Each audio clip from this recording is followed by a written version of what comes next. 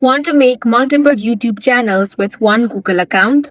In this video, I will guide you step by step on how you can do that. The first thing you want to do is open up any web browser. Now head over to youtube.com. Then you want to click on the profile icon. From here, select YouTube Studio. Once you get here, click on the settings option. Now find the option of channel. Then click on Advanced Settings. Now scroll down. You will find the option of Manage YouTube Account. Click on that. Here you will find the option of Add or Manage your channels. Go ahead and select that. Here you will find all of your channels. As you can see, currently I have one channel over here. So if you want to create another channel, all you want to do is click on the Create a Channel option. Now you will have to enter your new channel's name. Now, as you can see, your YouTube handle will also be shown over here. If you want to change that, you can do that.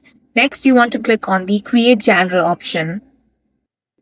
Now, as you can see, your new channel has been successfully created. Simply click on the profile icon again, then click on the YouTube Studio option. Now, you want to click on the profile icon here and click on Switch Account. Then go ahead and select your new channel. Now click on Continue, and from here you can start uploading your content.